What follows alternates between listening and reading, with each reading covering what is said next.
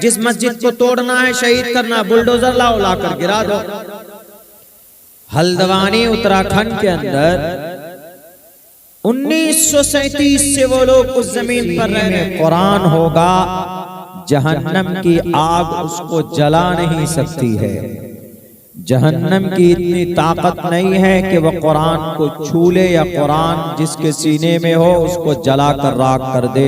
ये जहन्नम की आग में इतनी ताकत नहीं है। ये सिर्फ कुरान करीम का एजाज और मौजज़ा है। और खुशी की बात तो यह है कि अल्हम्दुलिल्लाह हम लोग उस कुरान को मानने वाले हैं। खुशी की बात यह है कि हम लोग उस कुरान पर अमल करने की कोशिश करते हैं। खुशी की बात यह है कि हमारे बच्चे उस कुरान को याद कर लेते हैं। खुशी की बात यह है कि हमारे इन मदरसों में उस कुरान की तालीम दी जाती है। और कुरान सिर्फ सवाब हासिल करने के लिए नहीं है, बल्कि कुरान तमाम दुनिया के मसाइल का हल भी पेश करता है।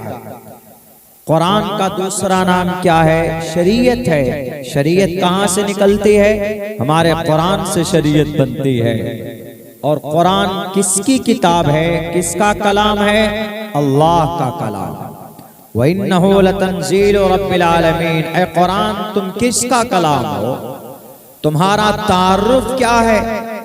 तुम्हारा लिंक कहां से जुड़ा हुआ है? तो आप सवाल करेंगे तो कुरान कहेगा व इन्नहु लतंजीलु रब्बिल आलमीन, मैं रब्बे जुल जलाल का कलाम हूं, मैं अल्लाह का कलाम। ये कुरान एक एक चीज को बयान करता है। कुरान का एक हर्फ पढ़ने पर, एक हर्फ, एक आयत नहीं, एक लफ्ज, अगर कोई अलिफ लाम मीम पढ़ता है तो 3 हर्फ पढ़ लिया। अलिफ लाम मीम शुरू में है, सूरह बकरा के शुरू में बिल्कुल। अगर कोई पढ़ता है तो उसको 30 नेकी मिल जाती, एक हर्फ पर 10 नेकी। बताइए, दुनिया की किसी किताब को पढ़ने पर, दुनिया के किसी ग्रंथ को पढ़ने पर सवाब नहीं है, सिर्फ कुरान के पढ़ने पर सवाब है। कुरान को देखने पर भी सवाब है। कुरान को सीने में लगाइए तो सुकून महसूस होता है।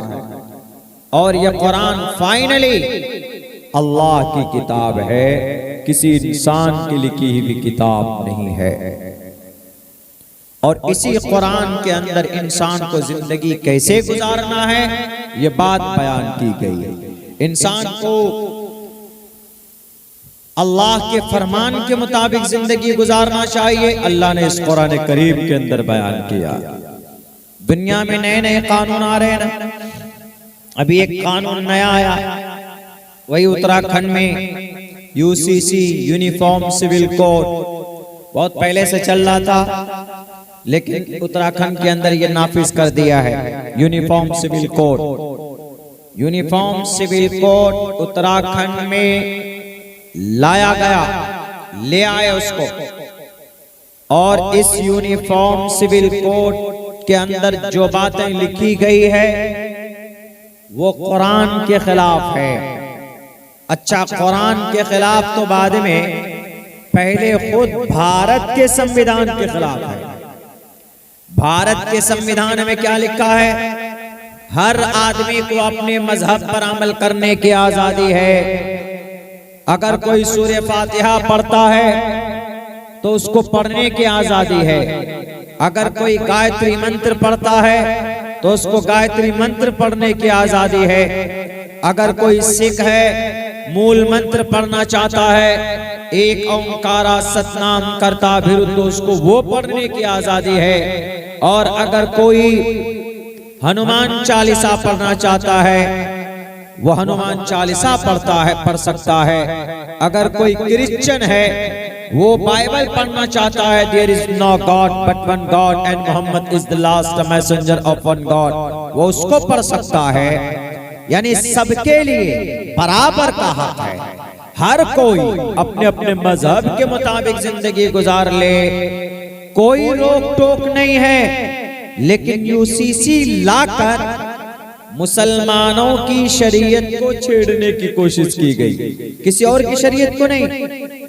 इसीलिए मुसलमान सबसे ज्यादा विरोध कर रहे हैं ना कि भाई we don't want to UCC. The Muslim community denied, Muslim community don't want to implement the UCC. मुसलमान नहीं चाहता यूसीसी लागू हो, नाफिज हो। क्यों? क्योंकि यूसीसी लाने के बाद कुरान का फरमान के खिलाफ, शरीयत के खिलाफ, नबी की सुन्नत के खिलाफ, भारत के संविधान के खिलाफ और बुराई को वजूद में लाने वाला कानून है ये। जिना का बाजार गर्म करने वाला कानून है ये। मैं बताऊंगा कैसे जिना कसरत के साथ होगा यूसीसी लाने के बाद। नाजायज रिश्ते को जायज करार दिया गया यूनिफॉर्म सिविल कोड में। इसीलिए एक्सप्लेन करूंगा मैं आखिर के अंदर। तो दुनिया के अंदर जो सबसे बेहतरीन शरीयत और निजाम है वो सिर्फ अल्लाह का कुरान है, अल्लाह की शरीयत है सबसे बेहतर। यूसीसी कौन ला रहा है? यूनिफॉर्म सिविल कोड कौन ला रहा है? वही लोग ला रहे हैं जो लोग विधानसभा में बैठे हैं, जो रातों को शराब पीते हैं, जिना करते हैं और सुबह जाते हैं यूसीसी लागू कर देते हैं। वो अपने हाथ में लिखते हैं, कानून बनाते हैं, लागू कर देते हैं। लेकिन शरीयत जो है, कुरान जो है, ये अल्लाह का कानून है। किसी शराबी, किसी कबाबी या किसी विधायक, एमएलए या एमपी के लिखी हुई कानून की किताब नहीं है, बल्कि यह अल्लाह तबारक व तआला की लिखी हुई किताब है। और अल्लाह से बेहतर किसी का कानून हो सकता है दुनिया में? किसी का कानून नहीं हो सकता। इसलिए कि इंसान को किसने पैदा किया? अल्लाह ने पैदा किया। और अल्लाह ज्यादा बेहतर जानता है कि इंसानों के लिए कौन सा कानून बेहतर रहेगा, इस इंसान को कैसा अमल करना चाहिए, इस इंसान को, ये इंसान कौन सी बात पर अमल कर सकता है, कितनी ताकत है, अल्लाह से बेहतर कोई नहीं जान सकता। तो अल्लाह का कानून बेहतर है। इन डुप्लीकेट सीएम, ये डुप्लीकेट मंत्री, मिनिस्टर, ये शराबी, कबाबी, फासिक व फज्जार, ये नालायक, झूठे, करप्ट, ये सारे के सारे सबसे ज्यादा करप्शन कौन करता? यही लोग करते, राजनेता लोग करते। सबसे ज्यादा घोटाला कौन करता? यही राजनेता करते। जब ये घोटाला कर सकते हैं तो ये कानून बनाने में भी घोटाला करते हैं। और अल्लाह वो है जो घोटाला नहीं करता है, बल्कि वह इंसानों की भलाई के लिए बनाता है कानून। और वो कानून कुरान है, जिसमें अल्लाह ने कहा शहर रमजान अल्लज़ी उन्ज़िला फ़ीहिल कुरान हुदल लिन्नास। ये किताब ऐसी है, ये शरीयत ऐसी है, इसका फरमान ऐसा है कि तमाम इंसानों की भलाई इस कुरान करीम के अंदर है। इंसान अमल तो करके देखे इस कुरान को पढ़कर तो देखे, फिर पता चलेगा कि इस कुरान में कितनी कितनी अच्छाई है। तो हमारा कुरान है ये। आज अल्हम्दुलिल्लाह हमें गर्व होना चाहिए कि इस कुरान करीम को हमें पढ़ने का, अमल करने का अल्लाह ने मौका दे रखा। आज मुसलमान कुरान से हटता जा रहा है। यही वजह है कि जालिम, काफिर, शराबी, कबाबी, फासिक लोग कुर्सी पर बैठे हुए। हमारे कुरान, जहां मदरसे में कुरान पढ़ाया जाता, उन मदरसों में ताले लगा दो। मस्जिद में जहां नमाज पढ़ाई जाती है, मस्जिद को शहीद कर दो। क्यों हो रहा है ऐसा? 600 पुरानी मस्जिदें शहीद कर दी गई दिल्ली में। 1283 मदरसे आसाम के अंदर ताला बंद कर दिया गया। हल्द्वानी उत्तराखंड में 30 साल से चल रहा मदरसा बुलडोजर ला करके उसको अभी 7 या 8 तारीख को उसको गिरा दिया गया। मस्जिद वहां पर शहीद कर दी गई। बड़ी मस्जिद मस्जिद बैतुल मक़दिस यहूदियों के कब्जे में है। भारत के अंदर हमारी बाबरी मस्जिद, वो उसको शहीद करके बुतखाना बना दिया गया। और अब वाराणसी की, बनारस की ज्ञानवापी मस्जिद की बारी है। उसके नीचे उस मस्जिद के तहखाने में एक छोटा सा कमरा है, व्यास रूम बोलते हैं उसको। उस रूम के अंदर मूर्ति बैठा दी गई है। अब उस मूर्ति की पूजा कर रहे हैं। अभी एक कोने में पूजा की परमिशन दी गई है। साल 2 साल 2 साल 3 साल 4 साल 5 साल 10 साल के बाद उस मंदिर के, उस मस्जिद के अंदर में मूर्ति रख देंगे और कहेंगे कि देखो यहाँ पर फला मूर्ति प्रकट हो गया, जमीन से निकल गया। अब पूरी मस्जिद को क्या कहेंगे कि पूरी मस्जिद मंदिर तोड़कर बनाई गई है, इसीलिए अब इस मस्जिद को हिंदुओं के कब्जे में देना चाहिए। इस्लाम का एक फैसला है, कुरान का, शरीयत का क्या फैसला है? किसी मंदिर या किसी जबरदस्ती जमीन पर कब्जा करके मस्जिद नहीं बनाई जा सकती। जिसने ज्ञानवापी मस्जिद बनाई मंदिर तोड़कर, क्या वो जाहिल था, अनपढ़ था क्या वो? उसको नहीं मालूम था कि मस्जिद बना रहा हूं किसी की मंदिर तोड़कर जायज ही नहीं है। इससे ये पता चलता है कि ये झूठी बात है, ये गलत बात है, यह अफवाह है, खामखा। जिसकी लाठी उसकी भैंस।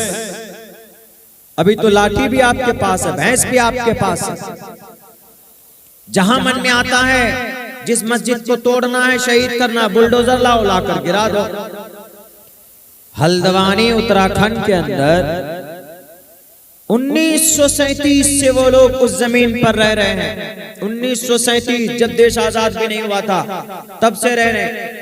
लीज पर, किराए पर वो जमीन गवर्नमेंट से ली थी वहां के लोगों ने। शायद 1994 में वो जमीन खरीद भी ली गई थी, खरीद ली गई थी। शायद वहां का कुछ लोग होंगे, उन्होंने उनसे खरीद ली थी। जब वो जमीन के ऊपर झगड़ा हुआ तो वो जमीन का मैटर कहां पहुंचा? कोर्ट में। जब कोर्ट में कोई मामला पहुंच गया तो कोर्ट का जब तक फैसला नहीं आएगा तो किसी को उस जमीन पर कुछ करने की परमिशन नहीं है। यानी उसको न तोड़ सकते हैं, न उसमें और काम कर सकते हैं। अभी आज के दिन, आज जो 14 तारीख है, आज के दिन हाई कोर्ट में उस जमीन का बहस होना था, लेकिन आज बहस होने से पहले 8 तारीख को ही बुलडोजर लाकर उस मस्जिद को शहीद कर दिया गया। वो मदरसे भी तोड़ दिए गए। क्यों? पता था उन जालिमों को कि 14 तारीख में जब फैसला आएगा तो मदरसे और मस्जिद के हक में फैसला होगा, और जब कोर्ट फैसला कर देगा उनके हक में तो हम कुछ नहीं कर सकते। इससे टाइम से पहले आओ इस मस्जिद को तोड़ दो, शहीद कर दो, इस मदरसे को बुलडोजर से उखाड़ कर फेंक दो। मान कर चलिए ठीक है, अगर वो सरकार की जमीन पर उसका कब्जा था तो 1937 से सरकार सो रही है क्या? उसका डीएम जो होता है डिस्ट्रिक्ट का सबसे बड़ा कार्यपालिका, डीएम, एसपी, कप्तान, ये क्या शराब पीकर सो रहे थे? इतने दिन से काम चल रहा है, सरकारी हॉस्पिटल बना दिया गया है, सरकारी उसके अंदर स्कूल बनाए गए हैं। इतना सब कुछ होने के बाद भी उनको पता नहीं चला। अचानक अब पता चला है कि वो जमीन के ऊपर नाजायज कब्जा है।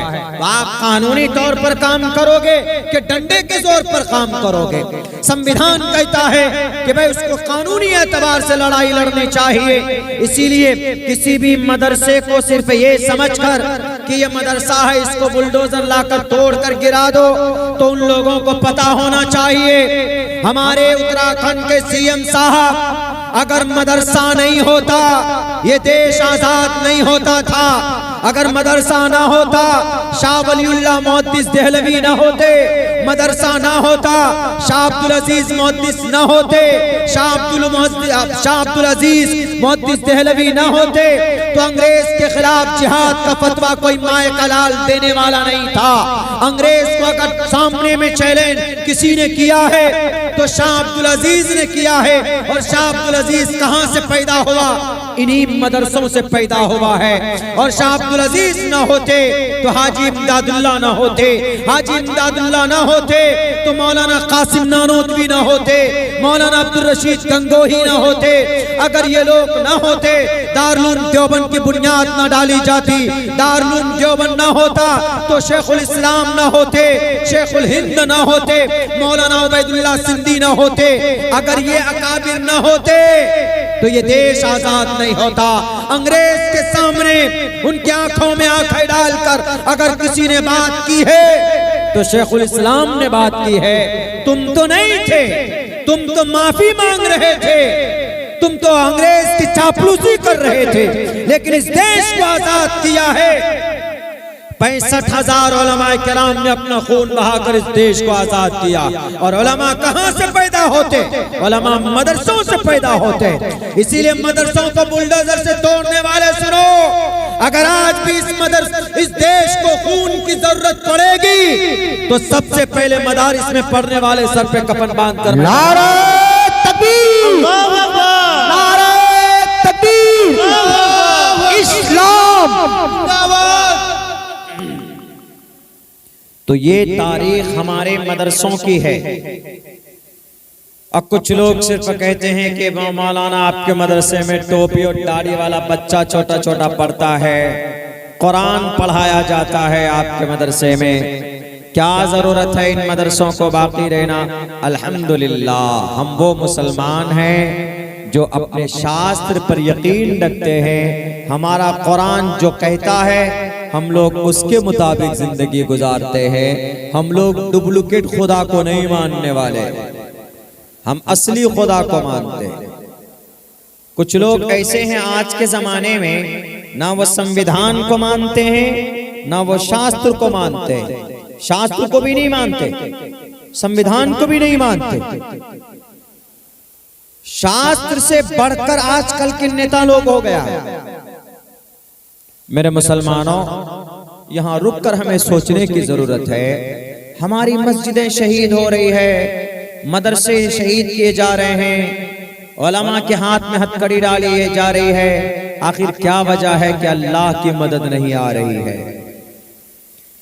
बैतुल मक़दिस यहूदियों के कब्जे में है, कुर्तबा की जामे मस्जिद ईसाइयों के कब्जे में है, बाबरी मस्जिद शहीद कर दी गई, बुतखाना बना दिया गया है। और आज ज्ञानवापी मस्जिद का नंबर है, तकरीबन 3000 मस्जिदों का लिस्ट बनाया हुआ है। एक एक मस्जिद के ऊपर यही इल्जाम लगाएंगे, यहाँ पर फना देवी देवता पैदा हुआ, यहाँ पर तो शिव जी पैदा हो गए, यहाँ पर तो राम जी पैदा हो गए, यहाँ पर तो सरस्वती जी पैदा हो गए।